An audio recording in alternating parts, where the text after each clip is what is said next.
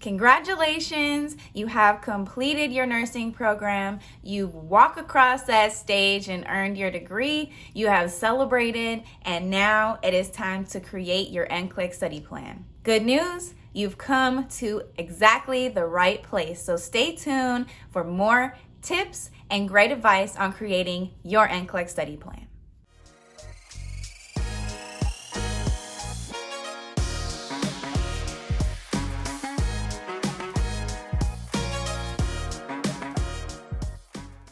What is up, you guys? It is Jazz. Welcome to all my new faces, and if y'all returning, thank you so much. I really appreciate the support. First off, I just once again want to say congratulations to all my nursing school new grads. This is such an exciting time. You should be so proud of yourself. I'm so proud of you, and I'm so excited as you walk into this new journey of starting your career as a nurse. In today's video, I'll be walking you through the steps beginning to end of creating your very own NCLEX study plan. I do also kind of have an NCLEX series going, so definitely make sure to check out all of my other NCLEX videos, which are all very helpful. My first video is all about my personal NCLEX experience and how I went from failing the first time at 145 questions to passing the second time at 76 questions. My second video is all about the NCLEX. It covers information such as registering for your test plan info and content, pass-fail scenarios, and much more. My third NCLEX video is just a collection of NCLEX tips that I will give to anyone preparing to take the NCLEX. And my most recent video before this one is all about the next generation of the NCLEX, which, as we know, will be going live in the spring of 2023. All of those videos have a lot of great information, so definitely make sure to check out any of those which would be helpful for you. So now let's go ahead and jump into today's video and make this NCLEX study plan. All right, so step number one in creating your NCLEX study plan. You're gonna wanna go ahead and figure out what resources you're going to use. Personally, I would 1000% recommend using a practice question resource. I personally think that answering practice questions is the best way to study for the NCLEX, so you really just wanna do as many practice questions as possible. Reading old notes, reading through textbooks and stuff like this, these are all helpful, but I would use textbooks, old notes, all those type of resources more as just review materials, you know, if you need to go back and review stuff, but that shouldn't be how you're spending the bulk of your time. The bulk of your time studying should be spent doing practice questions, as many as you possibly can before you walk into that test. I would personally recommend UWorld because that's what I used and I think it worked beautifully. All I pretty much did was work through the whole UWorld question bank, and then I passed my NCLEX at 76 questions. So I do personally really stand behind UWorld. I know many other people who have used UWorld have nothing but good things to say about it, so I would recommend UWorld personally. I cannot speak for any of the other practice question resources just because I never use them. So ATI, Kaplan, Archer, all those things, I cannot personally speak or attest to those. What I would recommend is if you aren't sure about what resource you want to use, go right up to that YouTube search bar after you're done watching this video and just search reviews of the different programs. There are many review videos out there that can aid you in choosing which one you think will be best for you. I don't really think that one program is going to offer significant advantage over the others. Like I said, as long as you're just putting in that time and doing as many practice questions as you can, I think you should be fine. You've probably all seen this book, the Saunders Comprehensive NCLEX Review. Personally, I think a book like this is a very helpful resource in studying. What I did for my studying was pretty much use the bulk of my time to work through UWorld questions. On UWorld, when I would come across something that after reading through all the rationales, I still felt like I needed a little more clarity, I would then go back to this book, look up whatever that topic was in here, and read through it in here. And if I still needed more clarity, I would try to then go back to my personal notes from nursing school or just find the answer on Google somewhere. But I think that's a really smart method. As you can see, this book is huge. So if you wanted to plan into your studying to literally read through this whole book, like that's gonna take a lot of time.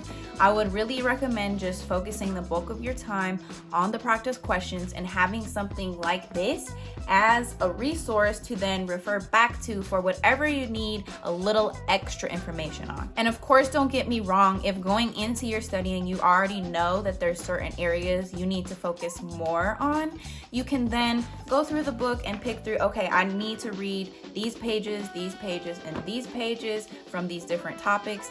Add up the total amount of all those pages and spread that out into your study plan as well if you feel like you need that. I would definitely recommend this as a great resource to use. I think honestly, if you just have like the Saunders book and use a practice question resource, that's all you really need. That's kind of the setup of how I had it for my studying, and that worked well. So it might be something to consider for yourself that could work well for you. And here's a tip. Don't overload yourself with resources. Really, I would just say stick to 1, 2, maybe 3, but ideally just 1 or 2 resources that you're really gonna utilize to their fullest. You can definitely get information and resource overload from trying to pull from too many resources, because there's an unlimited amount of resources out there and an unlimited amount of information that you could study. So don't make it harder on yourself. Just pick a few good ones and stick to those. So now that we've chosen what resources we want to use, you want to go ahead and figure out how we're going to structure this study plan. I think about it in kind of 2 main ways of how you could structure it. The first way is the total time method, and the second method is the individual workday method. If you're going to use the total length method, in this method, you basically choose first the total amount of time you want to spend studying and then divide all the work you need to do in between those days. Versus if you want to do the individual workday method, you choose how much you want to do each day and then figure out, based on that, how many days in total do I need to finish my studying. And here's the tip. No matter which route you choose to take, make sure that you schedule a little bit of wiggle room into your study plan. Some people only spend a week or 2 studying, so in that case, you might just want to add a couple 2-3 buffer days. Some people spend much longer studying, a month or 2 or longer. In that case, you might want to add like at least a week of buffer room to your study plan.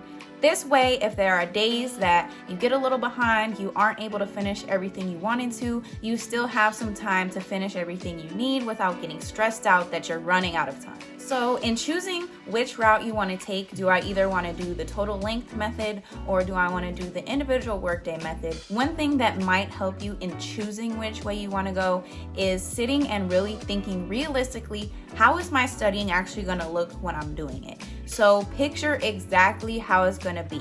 I'm talking when, where, how often, how long each time, with who, all the things that you could think about, all the details of your actual studying. Try to think that through, because that might then point you in the direction of which route you want to take. So for example, you want to think about how many days a week you're going to study.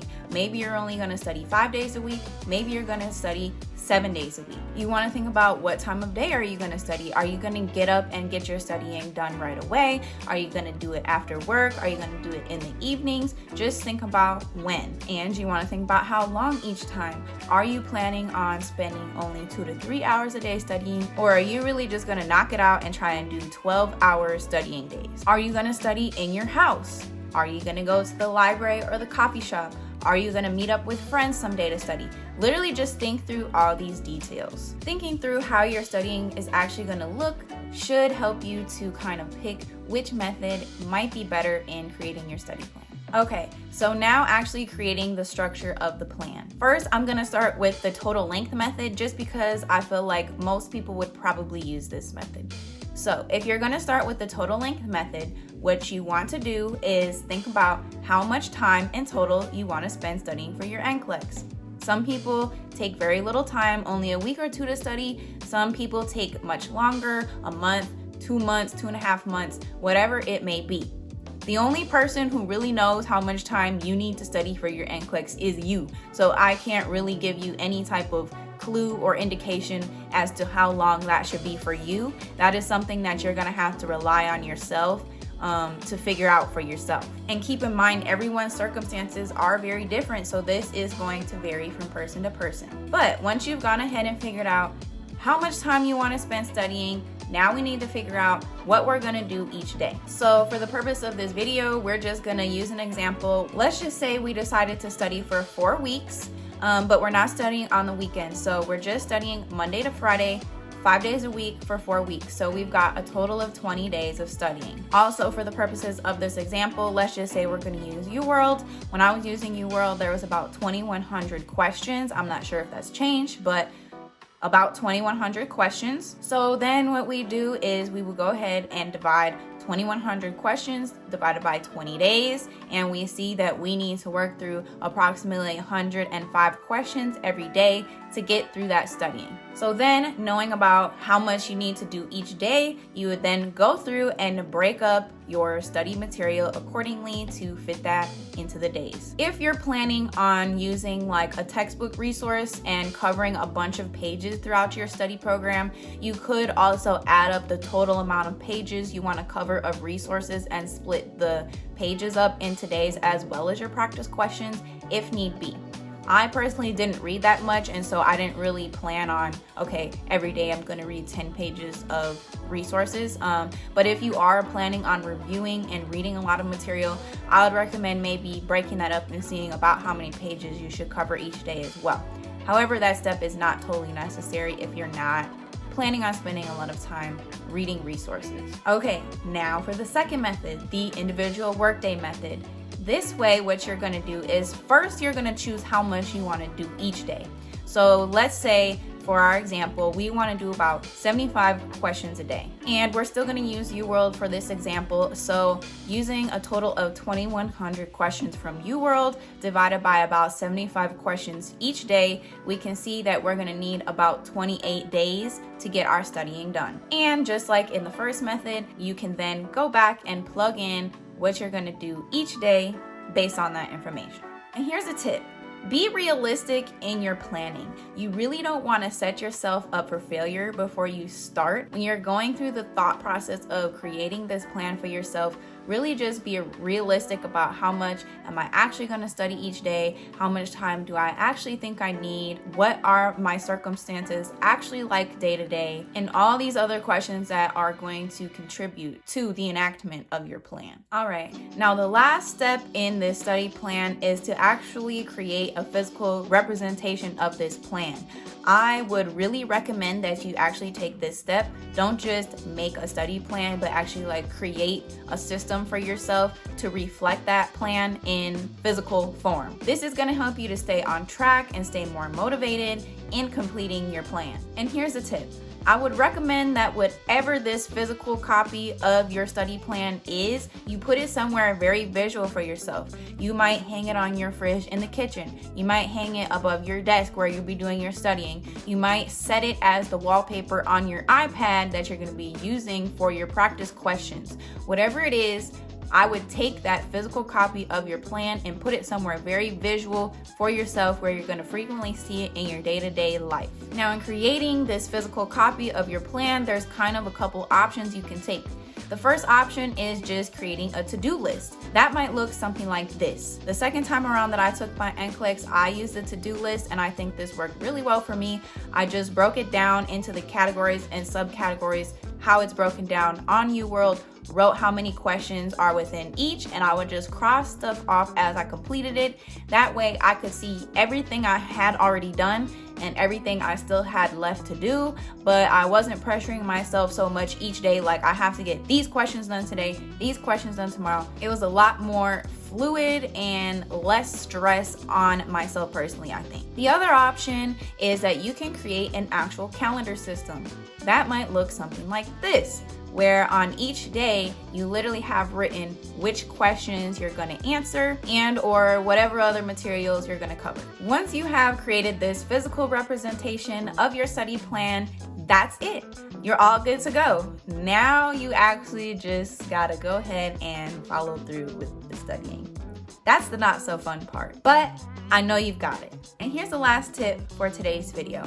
Plan something fun for yourself the day before your NCLEX. I would really recommend to at least give yourself the day before, if not a couple days or 3 days before your test, to not do hardly any studying. You want to give yourself a little bit of a mental break, reward yourself for all the hard studying you've just been doing, and recenter your mind to focus on your test for the next day. It could be something just as simple as doing face masks at home, or maybe you want to take yourself out for a lunch and a little shopping spree. Whatever it is, just plan a little something for yourself to look forward to the day before your exam, to take your mind off the exam and get you refocused. If you guys have any lingering questions, definitely make sure to comment down below. I will get back to you as soon as possible. Don't forget to give this video a big thumbs up if it was helpful to you, and make sure to subscribe to my channel so you can come back and get more great content from me. Thank you guys all so much for tuning into this video with me today. I hope it was helpful for you in creating your NCLEX study plan, and I really wish you all the best of luck as you embark on your studying and get ready to take your NCLEX. Last thing I want to say is just I hope you all have a beautiful rest of your day. Bye guys.